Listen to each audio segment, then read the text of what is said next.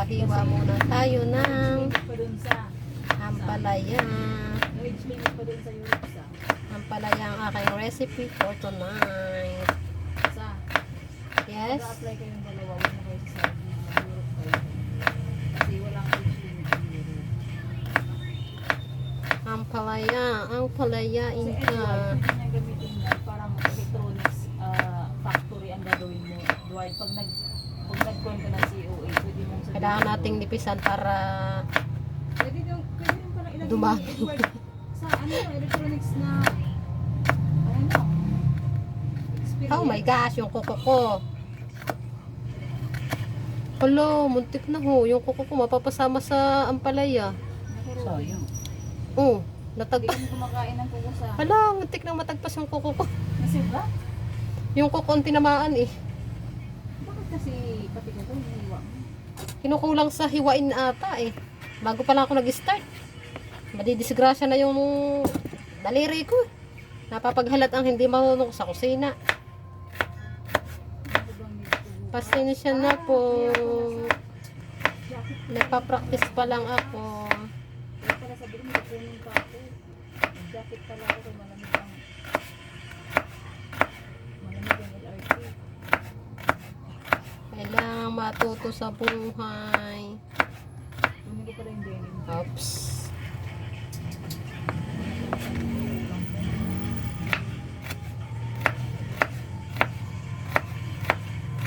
Tsan-tsararan. Magpapasko na.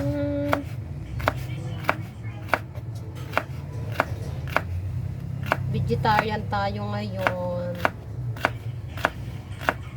Ngayon sana ako aabutan ng Pasko Philippines, yung makauwi. Kapag ako inantay ang mag-Pasko, parang ang lago ko makauwi. Ayan.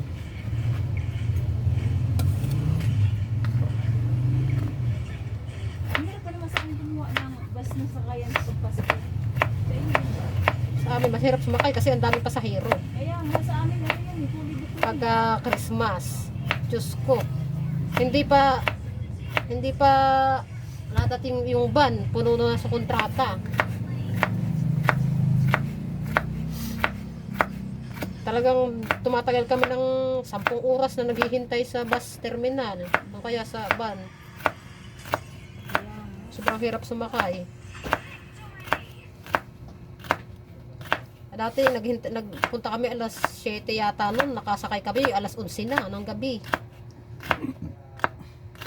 Alas 12 na. Maga na kami dumating sa amin. Ano na yung araw. Ay, thanks God. Processing mo yung passport. Sana huwag matagal ang release. Good luck sa passport mo. Ayun na rin. Mukhang hindi ka nahiyang dito sa Pinas, nagkakasakit ka na. Kaya nga, inaanap ko ng katawan sa ibang bansa. Hinahanap na yung hayahay mo. Hindi ka nahiyang sa mabigat. Tingnan ko rin sa... Oh my gosh. Kasi ako nang isa. Sana Yung all. kasi sa Jeddah sa... Wala eh, ginawa akong tamad sa Jeddah eh. Lintik na yun na area. Isa lang kasi yung stop ko dun sa. Tapos, isang oras ako magtrabaho. Pitong oras ang tambay ko doon. Sana Tapos pag ang all. stop ko pa sa- Hayahayang work. Ang stop ko pang si Rahab, siyempre wala kaming bantay. Pag gusto niya pang umuwi, at makikipag-date lang pala ang gaga, 3 hours lang duty namin, tapos pinapa-over niya ako. Sana all. Hayahayang trabaho pero malaki ang sahod. Tapos makita na ng mga kasamahan ko, nakauwi na ako. So,